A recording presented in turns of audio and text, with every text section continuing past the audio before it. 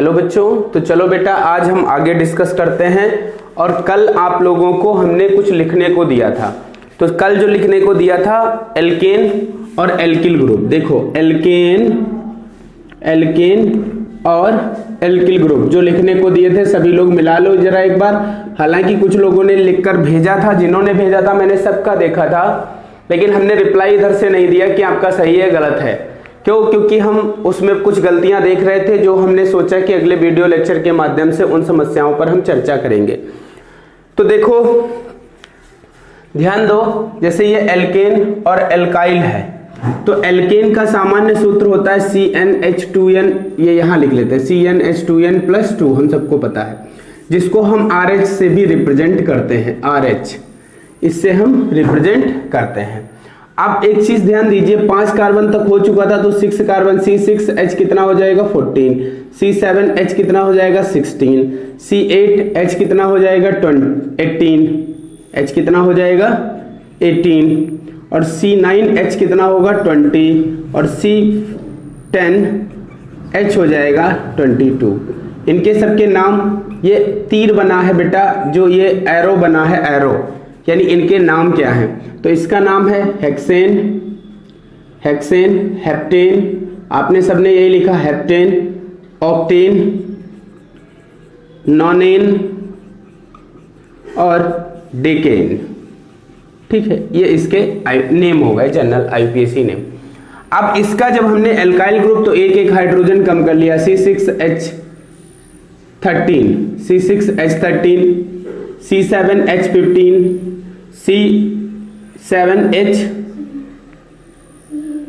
C8H17 और C9H कितना हो जाएगा 19 और C10H21।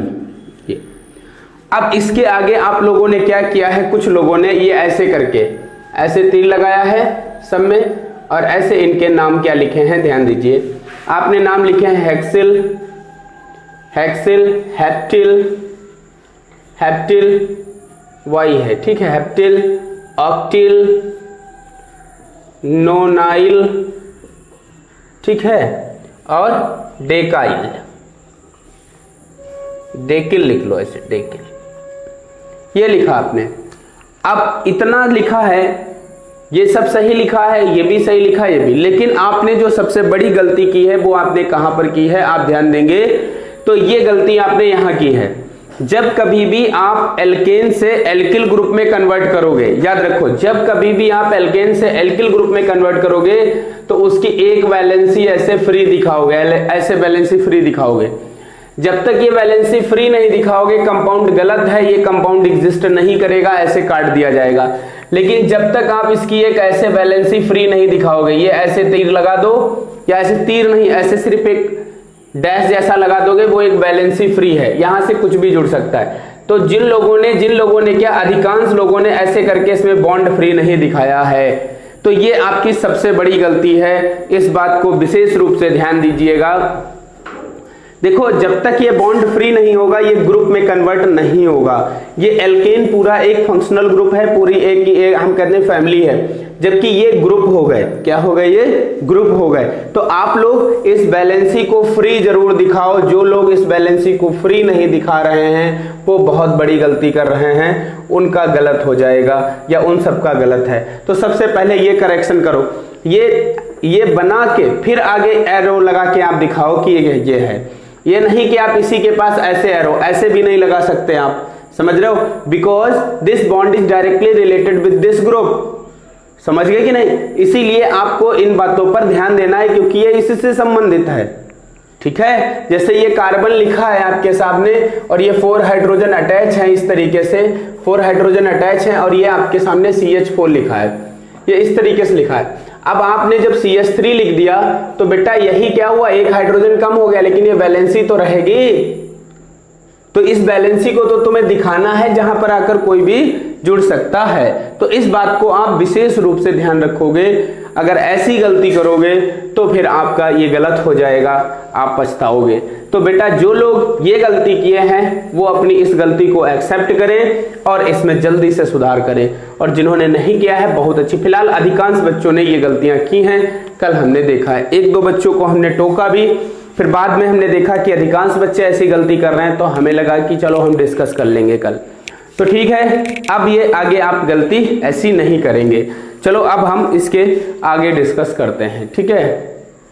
तो चलो बेटा अब आगे डिस्कस करते हैं, लेकिन आगे डिस्कस करने से पहले एक टॉपिक हम आपको बताना चाहेंगे जो आप लोग विशेष रूप से उस पर ध्यान दीजिएगा और उसे समझ लीजिए।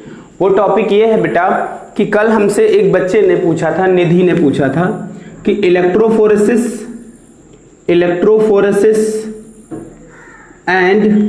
Electrophoresis and origin of charge को जरा बता दीजिए। तो आपको एक बहुत ही शॉर्ट फॉर्म में हम बता रहे हैं, आप ध्यान से समझो, ठीक है, बहुत ध्यान से सभी लोग समझो कि कोलाइडियल सॉल्यूशन पर ओरिजिन ऑफ चार्ज कैसे होती है। जैसे कि कोई भी कंपाउंड है, जैसे कि मान लेते हैं आपने फेरिक क्लोराइड ले लिया FeCl3, इसकी हाइड्रोलिसिस करा दी, ये फेरिक हाइड्रोक्साइड बन गया FeOH प्लस 3HCl बन गया ये, ठीक है, ये 3 मोल ले गया। तो इसका जब प्रेसिपिटेट बनेगा, ये प्रेसिपिटेट के रूप में यहाँ हमें मिल गया, बाकी लिक्विड ऊपर है, ठीक है, ये प्रेसिपिटेट मिला। इस प्रेसिपिटेट को आप अलग कर लोगे और ये फेरिक हाइड्रोक्साइड का प्रेसिपिटेट है, ये इस तरीके से प्रेसिपिटेट है। तो इसका हमें पेप्टाइजेशन कराना पड़ेगा। क्या कराना पड़ेगा? पेप्टाइजेशन। पेप्टाइजेशन में क्या होता है कि इसके अंदर एक इलेक्ट्रोलाइट ऐड करना है, इसके अंदर आपको क्या ऐड करना है? इलेक्ट्रोलाइट। और इलेक्ट्रोलाइट बच्चा ऐसा होना चाहिए कि इन दोनों में से कोई एक आयन कॉमन हो, या तो आयरन होना चाहिए उस इलेक्ट्रोलाइट में, या फिर क्या होना चाहिए? OH।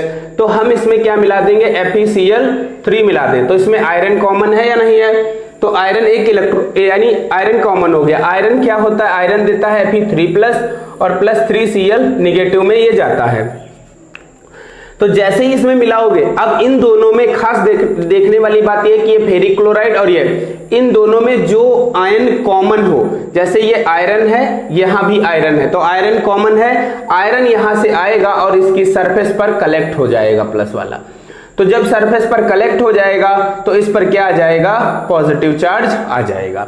कहने का मतलब यह हुआ कि कोई भी कंपाउंड है उसकी सरफेस पर by the preferential adsorption of an electrolyte charges originated, you can say that charges on the colloidal particle originate due to the adsorption. और कौन सा एड्सॉर्प्शन होगा? Preferential adsorption of electrolytes. तो इलेक्ट्रोलाइट, और कौन इलेक्ट्रोलाइट एड्सॉर्ब होगा? जो दोनों में कॉमन होगा, वही जाकर इसकी सरफेस पर एड्सॉर्ब हो जाएगा और ये चार्ज्ड पार्टिकल हो जाएगा, प्लस का हो जाएगा, ठीक है, ऐसे याद रखो। ऐसे दूसरा कोई होगा तो वो माइनस का, जैसे आप NaOH इसके अंदर मिला देते अगर, तो ये OH निगेटिव और Na प्लस, तो OH आकर यहाँ एड्सॉर्ब हो जाता, तो ये निगेटिव हो जाता। समझ रहे हो कि नहीं? ऐसे याद रखो। अब जैसे ये चार्ज्ड पार्टिकल हैं, जैसे ये प्लस वाले हैं सब, ये जैसे चार्ज्ड पार्टिकल हैं, ये सब प्लस कोलाइडियल पार्टिकल हैं। अब इन चार्ज्ड पार्टिकल का निगेटिव इलेक्ट्रोड, जैसे आप क्या करते हो, इसको आप इस तरीके से एक इलेक्ट्रोड लगा दो दोनों में, इधर एक इलेक्ट्रोड लटक रहा है ये, और एक इधर इलेक्ट्रोड है ये, ठीक है। अब इनमें करंट आप पास करो, ये निगेटिव वाला है और ये कैसा है? ये पॉजिटिव वाला है। जैसे ही आप करंट पास करोगे तो ये जो पॉजिटिव वाले हैं ये निगेटिव इलेक्ट्रोड की ओर मूव करेंगे। किधर की ओर मूव करने लगेंगे? निगेटिव इलेक्ट्रोड की ओर। तो movement of the colloidal particle towards the opposite charge electrode, opposite charge electrode की ओर कोलाइडियल पार्टिकल्स का जो मूवमेंट होता है दैट इज द इलेक्ट्रोफोरेसिस, उसे ही हम क्या बोलते हैं? इलेक्ट्रोफोरेसिस। ऐसा क्यों होता है? क्योंकि उन पर चार्ज होता है, इसीलिए वो इलेक्ट्रोफोरेसिस शो करते हैं, ठीक है। तो ये इतना हो गया, आप इसको एक बार ध्यान से पढ़ेंगे, आपको चीजें और समझ में आ जाएंगी, ठीक है। तो सीधी सीधी बात है, कोलाइडियल पार्टिकल्स पर चार्ज होता है, चार्ज होने के कारण उस पर क्या करते हैं, और सेम टाइप का चार्ज होता है। जब उसके अंदर हम करंट पास करते हैं तो इनके जो चार्ज्ड पार्टिकल होते हैं वो अपोजिट चार्ज इलेक्ट्रोड की ओर मूव करने लगते हैं, अपोजिट चार्ज इलेक्ट्रोड की ओर क्या करने लगते हैं? मूव करने लगते हैं, इसीलिए वो इलेक्ट्रोफोरेसिस शो करते हैं, ठीक है। और या फिर आप कह दो कि movement of the charge particle towards the opposite charge electrode is known as electrophoresis. तो ये तो बेटा सरफेस केमिस्ट्री के टॉपिक्स थे, हम उम्मीद करते हैं आपको समझ में आया होगा, ठीक है। अब बात करेंगे इसके आगे और हम कल तक जहां पढ़े थे उसी के आगे पढ़ना स्टार्ट करते हैं। तो सबसे पहले आज हम आप लोगों को बताने वाले हैं हेलो एल्केन्स होते क्या हैं। ठीक है, तो सबसे पहले हेलो एल्केन की डेफिनेशन हम लोग लिखेंगे। हेलो एल्केन, छोटी सी हेडिंग डाल लो, हेलो एल्केन। ठीक है, हेलो एल्केन क्या होते हैं। ठीक, अब देखो बेटा, सबसे पहले बात करें तो जो हेलोजन्स होती हैं, कौन, हेलोजन। हेलोजन को हम लोग X2 से रिप्रेजेंट करते हैं, X2। और हेलोजन में जनरली आती हैं फ्लोरीन, क्लोरीन, ब्रोमीन, आयोडीन। ठीक है, जिसमें फ्लोरीन कोवैलेंट बॉन्ड नहीं बनाता है, आयनिक नेचर शो करता है फ्लोरीन।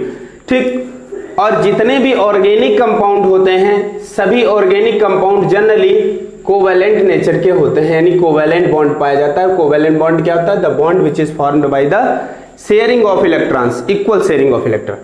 तो इसीलिए फ्लोरीन को आप सर्किल में रखिए, बाकी ज्यादातर आपको यही देखने को मिलेंगे। ठीक है, तो अब हेलोजन ये हो गए। अब अगर हम इनकी डेफिनेशन आपको बताना चाहें तो जैसे alkane, R single bond H, ये क्या है? ये है एल्केन। आपको समझ में आ गया ये एल्केन है, क्योंकि मैंने पीछे बताया था एल्केन। और जहां पर बेटा R ग्रुप लगा हो वहां पर methyl, ethyl, propyl, butyl, pentyl, hexyl, heptyl जितने लिखे वो सब हो सकते हैं। R का मतलब है एल्किल, और R ऐसे नहीं, R का मतलब है ये R वैलेंसी फ्री, ये है एल्किल। और एल्किल आप सबको पता है क्या होता है, एल्किल पता है सबको क्या होता है, तो ये एल्काइल ग्रुप है, तो RH एल्केन है। जब इस RH यानी एल्केन का हाइड्रोजन एटम, जब एल्केन का हाइड्रोजन एटम क्लोरीन के द्वारा Cl2 ले लिया, ऐसे Cl और Cl, क्लोरीन के द्वारा इसका ये रिप्लेस कर दिया जाए तो यहां पर क्या बन जाएगा? RCl। लेकिन हम क्लोरीन क्यों लें? हम जनरल हेलोजन लेंगे। क्या लेंगे? हेलोजन। क्या लेंगे? हेलोजन, RH और जनरल हेलोजन का। और बेटा याद रखना बॉन्ड एक है, सिंगल बॉन्ड, डबल बॉन्ड नहीं है।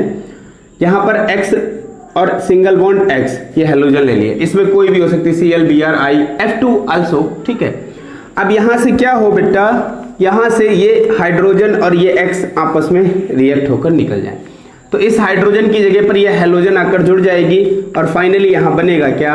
यहां बन जाएगा RX और प्लस HX यहां से निकल गया। ठीक है, तो आप ध्यान दें ये क्या बना है? ये RX बना है। क्या बना है? RX। तो ये RX यहां पर बना है। अब RX में क्या होता है? देखो ये है हेलोजन और ये एल्किल ग्रुप, तो इसको हम एक तो, और ये एल्किल ग्रुप है, ये हैलाइड, तो इसका नाम हो सकता है एल्किल हैलाइड। एल्किल, इसको हम एल्किल हैलाइड बोल सकते हैं। क्या बोल सकते हैं? Alkyl halide. क्या बोलेंगे? Alkyl halide. और करके एक और नाम है हेलोजन को पहले IUPAC टर्म में, तो haloalkane, halo alkane. IUPAC name में हेलो एल्केन बोलते हैं, जनरल टर्म में एल्किल हैलाइड बोलते हैं इनको। ठीक है, इन्हीं को एल्किल हैलाइड बोलते हैं। ठीक, जब IUPAC लिखेंगे तो देखो IUPAC में ये पहले लिखा जाता है, हेलोजन पहले हेलो हो जाता है। अब हेलो का मतलब है Cl है तो क्लोरो, Br है तो ब्रोमो, आयोडीन है तो आइडो, और फ्लोरीन है तो फ्लोरो।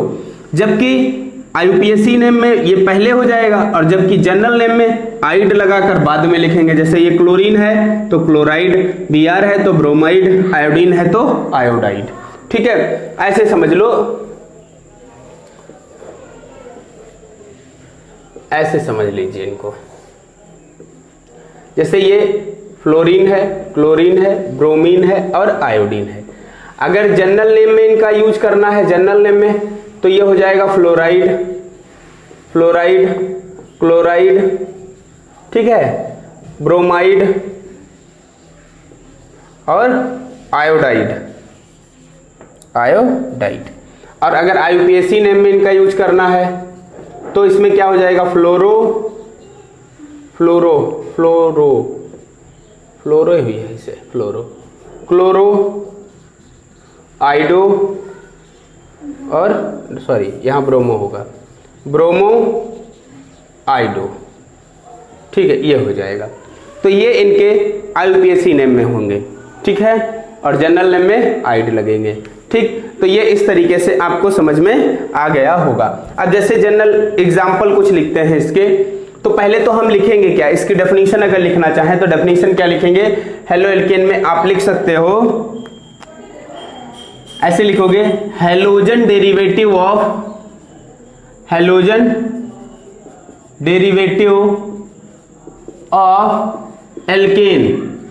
Halogen derivative of alkane is known as haloalkane, haloalkane. तो हेलो एल्केन क्या है, हैलोजन डेरिवेटिव ऑफ एल्केन।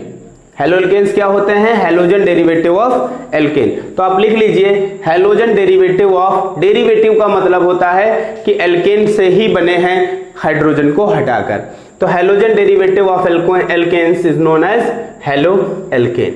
तो ये लिख लीजिए, इसके नीचे ये दोनों पूरा लिख लीजिए, ये भी लिख लो और ये भी लिख लो, और साइड में ये टेबल भी अपने बना लेना समझने के लिए। इतना करने के बाद हम फिर आगे बात करते हैं और आगे आपको बताते हैं। तो ध्यान दीजिए, ये जनरल इक्वेशन हमारे सामने थी, जो जैसे ये RH और XX हैलोजन यानी X2 से रिएक्ट कर रहा था, ये इसके ऊपर लिखी थी या इधर लिख दे कोई दिक्कत नहीं, वो सेम थिंग, ठीक है। और यहाँ RH बन गया एल्किल हैलाइड, ठीक है, ये बना। अब हम बेटा क्या करें, R की जगह पर हमें क्या ले सकते हैं, R की जगह पर क्या ले सकते हैं, CH3 ग्रुप ले सकते हैं, C2H5 ले सकते हैं कि नहीं। तो यहाँ पर आप कर दो एक नंबर, एक CH3 और एक H से बाहर दिखा दो, ठीक है। प्लस अब X की जगह Cl और Cl ले लेते हैं, क्लोरीन, ठीक है। आगे प्रोडक्ट क्या बनेगा, आप खुद बनाएंगे। अब देखो C2H5 ले लो, यहाँ पर कुछ एग्जांपल्स लिख लें। C2H5, इसका भी एक H बाहर दिखा दो। अब यहाँ Br सिंगल बॉन्ड Br ले लो और ऐसे दिखा दो।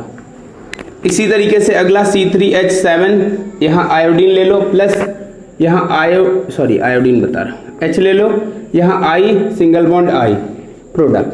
तो इनके प्रोडक्ट आप ऊपर वाली रिएक्शन के आधार पर खुद से बनाओ। आप देखो क्या बना पाओगे, बिल्कुल बना लोगे। यहाँ से क्या निकालना है आपको, HCl, यहाँ से क्या निकालना है HBr, और यहाँ से क्या निकालना है HI, और प्रोडक्ट आपका बन जाएगा। तो क्या बनेगा, इधर बनेगा CH3Cl और प्लस क्या निकल जाएगा HCl, C2H5Br और प्लस क्या निकल जाएगा HBr, यहाँ C3H7I और प्लस क्या निकल जाएगा HI, ठीक है।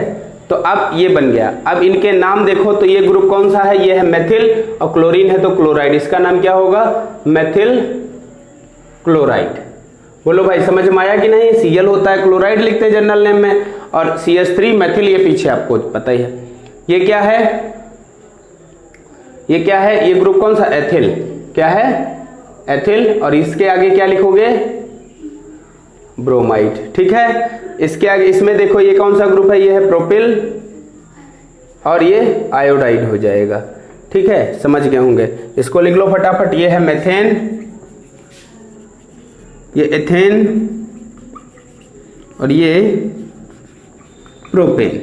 तो ये जनरल, हम इनके प्रिपरेशन नहीं बता रहे हैं, एक प्रकार से इनकी डेफिनेशन में आपको हम समझा रहे हैं ताकि आप चीज़ों को समझ लें अच्छे से, आप घबराएं नहीं कतई। तो ये सब क्या है, ये सभी एल्किल हैलाइड हैं जो इधर बन रहे हैं। तो एल्किल हैलाइड क्या हैं, हम जनरल बात में एक और तरीके से बोलें तो हम कह सकते हैं कि organic compound which is obtain by replacing hydrogen atom from hydrogen atom of alkene from halogen, जो कि एल्केन के हाइड्रोजन एटम को हैलोजन से सब्स्टिट्यूट करने पर मिलते हैं। तो चलो ये इतना आप हैलोजन या हेलो एल्केन्स जान गए हैं क्या होते हैं, फटाफट लिख लीजिए। अब हम इसके बाद इनके क्लासिफिकेशन की बात करेंगे कि ये कितने प्रकार से इनको क्लासिफाई किया जा सकता है। तो चलो बच्चों हेडिंग डालो। अब नेक्स्ट हेडिंग डालेंगे आप लोग, क्लासिफिकेशन ऑफ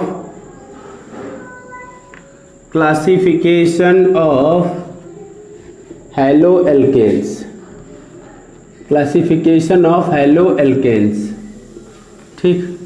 तो हेलो एल्केन का अब हमें क्लासिफिकेशन करना है। तो इसमें लिखो they are classified by the following basis, और फर्स्ट हेडिंग आपको डालना है on the basis of number of halogens, ठीक है, on the basis of number of halogens. तो अगर हम बेटा हेलोजन के नंबर पर बात करें, मतलब कितने हेलोजन एटम अटैच्ड हैं उसके बेसिस पर बात करें, तो ये किस आधार पर। अब जैसे देखो, अगर हम बात करें कि जैसे इसमें किसी में 1 हेलो एल्केन होता है, या हम जैसे ऐसे on the basis of number of halogen, तो ये कितने टाइप के होते हैं, 3 टाइप्स के जनरली होते हैं। एक होता है मोनो हेलो एल्केन्स, ठीक है, एक ये होता है। अब मोनो हेलो एल्केन्स क्या होते हैं समझो, मोनो का मतलब होता है सिंगल, तो हम सीधे कह देंगे they have one halogen atom, they have one halogen atom attached to hydrocarbon. They have one halogen atom सीधे लिख दो, अटैच टू कितना सब क्या लिखेंगे, तो दे हैव वन हेलोजन एटम, बस इतना ही आप लिख लीजिए। तो आप इतना ही लिखेंगे इसमें, दे have one halogen atom. Examples इसकी बात करें बेटा, तो एग्जाम्पल में जैसे देखो, जैसे ये CH3Cl है, मेथिल क्लोराइड, तो ये भी इसमें 1 है, कॉमा CH3 या C2H5Cl, तो इन सब में आप देख रहे हो कि सिर्फ सिंगल हेलोजन एटम है, चाहे क्लोरीन, ब्रोमीन, आयोडीन कोई भी हो, तो ये सब क्या है, ये सब हैं आपके मोनो हेलो एल्केन्स। नाम तो आप इनके लिख लेंगे ना, ये मेथिल क्लोराइड है और ये एथिल क्लोराइड है, ठीक। दूसरा अगर हम बात करें तो दूसरा होता है जिसमें 2 हेलोजन एटम होंगे, तो उसको बोलेंगे हम डाई हेलो एल्केन्स। अब डाई हेलो एल्केन्स क्या होते हैं, जिनमें 2 हेलोजन एटम्स होते हैं, तो सीधे लिख लेंगे दे हैव 2 हेलोजन एटम्स। कितने होंगे, 2 हेलोजन एटम्स। तो जिसमें 2 हेलोजन एटम होंगे वो क्या होंगे, वो होंगे डाई हेलो एल्केन्स। अब जैसे इसमें बात करें CH2, ऐसे लिख दो CH2 सिंगल बॉन्ड Cl, और ये CH2 सिंगल बॉन्ड Cl, ठीक है। तो एक ये हो गया, एक और हम आपके सामने लिख रहे हैं CH3CH, और इसी से 2 Cl अटैच है, ठीक है। ऐसे अगर आप सिर्फ कहें तो इसका नाम है 1,2 डाई क्लोरो, IUPAC नेम आपको हमने डिटेल में पढ़ाया है, आप थोड़ा उसका यूज करिएगा, डाई क्लोरो इथेन, ठीक। इसका अगर नाम देखें तो इसका नाम है 1,1, अभी हम IUPAC नेम बताएंगे, आप लोग परेशान मत होना, डाई क्लोरो इथेन। देखो इसमें नंबरिंग हम उधर से करते हैं जिधर से नियर पड़ता है हेलोजन एटम। यहां पर भी 1 नंबर पर है, इधर भी, तो किधर से भी कर लो, तो 1 2, तो ये 1,2 डाई क्लोरो हुआ, इधर इसी पर है तो 1 2, तो 1 ही पर दोनों है तो 1,1 डाई क्लोरो इथेन हुआ, ठीक है। तो इसीलिए इसका नाम हमने रख दिया। तो ये दोनों ही क्या है, इनमें 2 हेलोजन एटम हैं, और जब इनमें 2 हेलोजन एटम होंगे तो ये कैसा होगा, तो ये होंगे डाई हेलो एल्केन्स। तो इस तरीके से आप डाई हेलो एल्केन समझ गए होंगे। लेकिन डाई हेलो एल्केन में भी कैटेगरी होती है। अब जैसे देखो, इसका नेचर तुम्हें थोड़ा अलग लग रहा है, इसका नेचर थोड़ा अलग लग रहा है नहीं, इसमें क्या डिफरेंस है, आप लोग सोचो जरा, क्या डिफरेंस इन दोनों में है, जरा सोचो भाई, टाइम देते हैं 2 सेकंड का।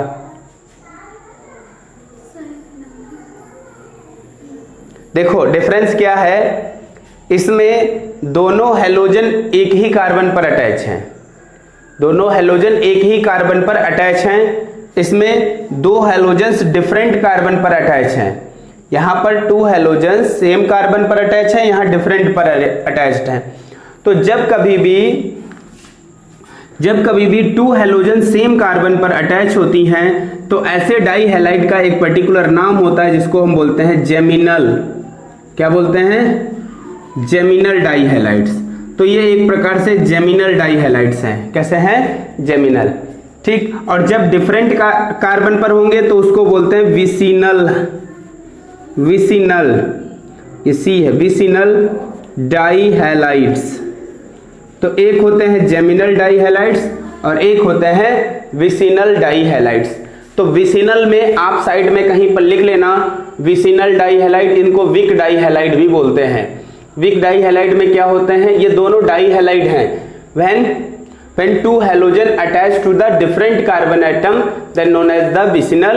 और जेमिनल में क्या होता है, when two, आप इसके नीचे जगह बची होगी, इसके नीचे जगह बची है तो ऐसे करके नीचे एरो बना के, नीचे मतलब ऐसे एरो बना के लिख लेना when two halogen attach to the same carbon atom then known as the geminal या जेम, ठीक है। और यहाँ विसिनल में क्या होगा, attach to the different carbon atom, ठीक। तो ये हो गया। अब इसके बाद आगे बात करें, तो इसके बाद बेटा बात करें आगे, तो आगे देखेंगे आप लोग, अगला होता है ट्राई हेलो एल्केन्स।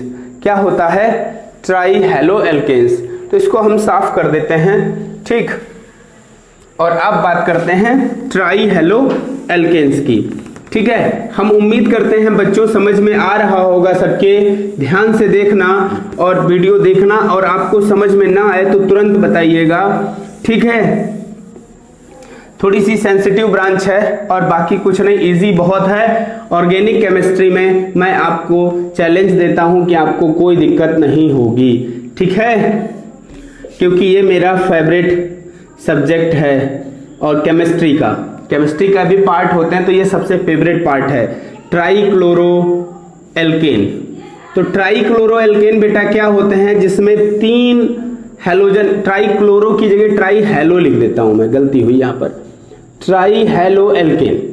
तो ट्राई हेलो एल्केन्स में क्या होगा, दे हैव, यहां क्या लिखोगे, दे हैव 3 हेलोजन एटम्स। और एग्जांपल के लिए CH2X, CHX और CH2X, ये हुआ। इसमें तीनों नंबर पर लगी है, तो 1, 2, 3 try hello propane, try hello. देखो जहां पर X लगा होगा वहां मुझे हेलो ही लगाना पड़ेगा, क्योंकि वहां पर हम क्लोरो ब्रोमो आइडो थोड़ी लगा सकते हैं, हेलो लगाएंगे। तो ये ट्राई हेलो, तो इसमें कितनी है, 3 हेलोजन है, इसीलिए इसको क्या बोला गया है, ट्राई हेलो प्रोपेन या एल्केन, ठीक है। तो ये आप अपनी कॉपी पर नोट कर लीजिए।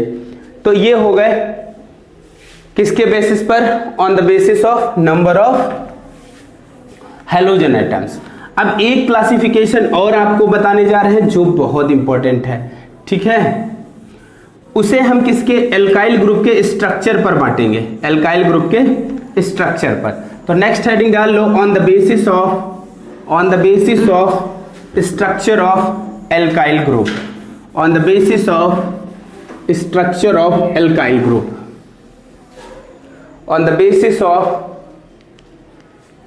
on the basis of structure of, on the basis of structure of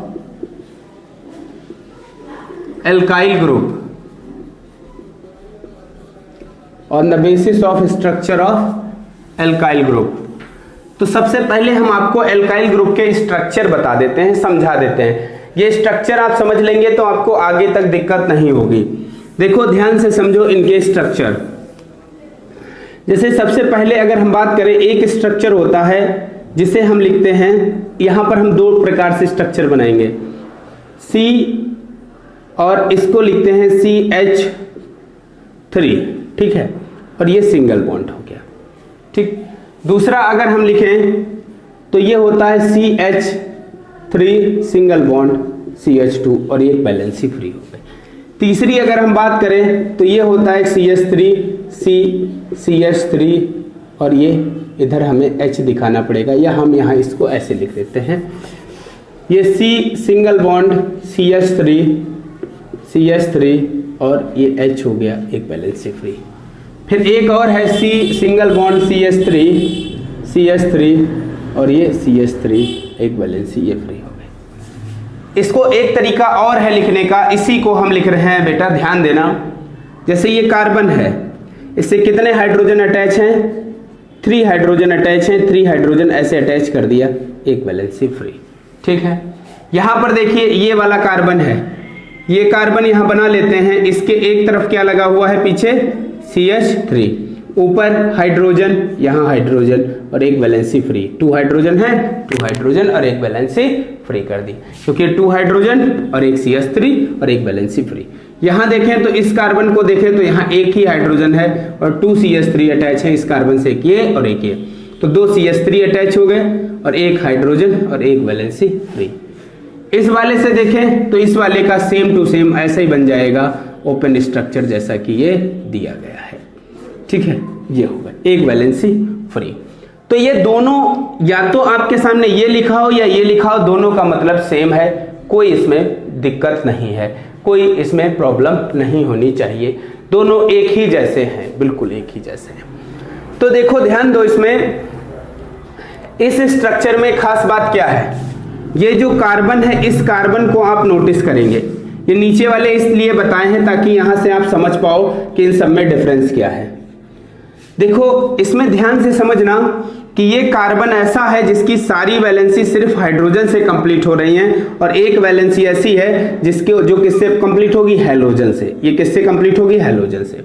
यहां अगर हैलोजन अटैच हो जाए तो ये हैलो एल्केन हो गए या नहीं हो गए, ये हैलो एल्केन हो गए या नहीं हो गए, इन सब में हमने हैलोजन लगा दिया तो ये सभी हैलो एल्केन्स हो गए। ठीक है, ये सभी क्या हो गए, हैलो एल्केन्स हो गए। और X आप सबको पता है, X क्या है, X FClBrI, FClBrI। ठीक है, ये है। ठीक, अब ध्यान दीजिए, तो ऐसा कार्बन जिसकी तीनों वैलेंसी या सभी वैलेंसी हाइड्रोजन से और एक वैलेंसी हैलोजन से होती है, ऐसे ग्रुप को अगर हम ग्रुप बोले, हैलोजन ना बोले, ग्रुप को हम या तो कहते हैं मिथाइल ग्रुप, क्या बोलते हैं इसको, हम सबको पता है ये मिथाइल ग्रुप है, तो ये मिथाइल और आगे हैलाइड लगा है तो ये हैलाइड हो गया, इसको हम मिथाइल हैलाइड बोलते हैं। यहां पर जो मिथाइल ग्रुप होता है इसको हम सुपर प्राइमरी ग्रुप बोलते हैं। क्या बोलते हैं, सुपर प्राइमरी ग्रुप बोलते हैं। क्या बोलते हैं इसको, सुपर प्राइमरी। कहीं पर भी मेथिल दिया हो तो उसको तुम सुपर प्राइमरी ग्रुप भी कह सकते हो। दूसरी बात करें तो यहां पर इस कार्बन को आप ध्यान से देखोगे, इस कार्बन को देखो तो इसकी क्या है, एक वैलेंसी मिथाइल ग्रुप से, बाकी 2 है हाइड्रोजन से और एक हैलोजन से, तो ऐसे ग्रुप को हम क्या बोलते हैं। वैसे तो ये एथाइल ग्रुप है आपके सामने, ये एथाइल है, एथाइल हैलाइड है, लेकिन इसकी अगर हम बात करें तो ये होता है बेटा प्राइमरी ग्रुप। क्या बोलते हैं इसको, प्राइमरी, प्राइमरी हैलाइड है ये। कैसा है, कौन सा है ये, प्राइमरी हैलाइड। प्राइमरी हैलाइड पहचानने की खास बात ये होती है जहां पर हैलोजन जुड़ा हो, जहां पर हैलोजन हो और हैलोजन जिस कार्बन से जुड़ा हो उस कार्बन को देखना, अगर वहां पर 2 हाइड्रोजन है तो प्राइमरी है और अगर यहां पर 3 हाइड्रोजन है तो वो मिथाइल है। ठीक है, तो ये कौन सा है, यहां देखो हैलोजन 2 हाइड्रोजन से अटैच है तो ये प्राइमरी है।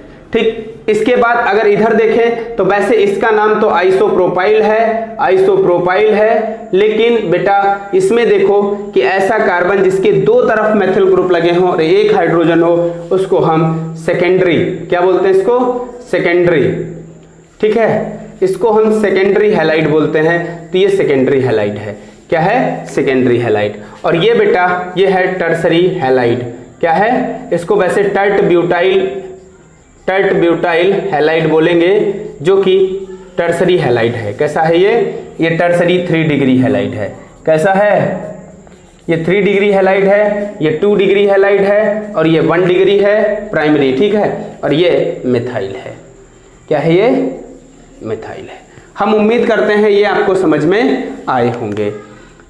तो 1 डिग्री 2 डिग्री। अब जैसे आपको पहचानने को कहें, अगर हम आपके सामने ऐसे लिख देते हैं, जैसे ये लिखा है CH3 CH2 CH2 Cl, आप बताओ ये प्राइमरी सेकेंडरी टर्सरी कौन सा है, तो आप इस हैलोजन को नोटिस करोगे, ऐसे देखोगे और इधर पीछे जाओगे और देखोगे यहां पर कितने कार्बन हैं, 2 हाइड्रोजन हैं, तो जहां पर 2 हाइड्रोजन होते हैं हैलोजन से वो कौन सा होता है, प्राइमरी होता है, तो ये प्राइमरी है। क्या है, प्राइमरी। अगर आपके सामने हमने ऐसे लिखा CH3 CH और यहां लिख दिया Cl और ये लिखा CH3, अब आप इस Cl को देखो, गोल करो और देखो ये किससे जुड़ा है, ये इससे जुड़ा है। इसमें कितने हाइड्रोजन, एक हाइड्रोजन जब होता है तो वो कौन सा हैलोजन, एक हाइड्रोजन से जुड़ा हो, मतलब हैलोजन ऐसे कार्बन से जुड़ा हो जिसके पास एक हाइड्रोजन हो, तो वो कौन सा हो जाएगा, सेकेंडरी, वो कौन सा हो जाएगा? सेकेंडरी। तो ये कौन सा हो गया? सेकेंडरी हो गया। तो आपको समझ में आया या नहीं? प्राइमरी, सेकेंडरी, टर्सरी, बोलो भाई। तो ये आप अपनी कॉपी पर लिख लोगे, लिखोगे on the basis of structure, लिखो on this basis they are categorized into following type. On this basis they are categorized into following type, following type. अब बच्चों एक बात ध्यान देना, एग्जाम्पल नंबर 10.1 जो दिया गया है उसमें बहुत सारे हेलो एल्केन्स दिए गए हैं। उन हेलो एल्केन्स के IUPAC नेम लिखने को कह रहे हैं और प्राइमरी, सेकेंडरी, टर्सरी पहचानने को कह रहे हैं। आप सभी लोग प्राइमरी, सेकेंडरी, टर्सरी पहचानिएगा और उसको पहचान कर उसकी फोटो भेजिएगा हमें। बाकी आप लोग उसमें और कुछ नहीं करना है, बस प्राइमरी, सेकेंडरी, टर्सरी पहचानना है। या फोटो नहीं भी भेजना तो कोई बात नहीं, आप उसकी फोटो मत भेजना उसमें, क्योंकि सोल्यूशन दिया है, आप खुद उससे मैच करना कि आप क्या कर पा रहे हो या नहीं कर पा रहे हो।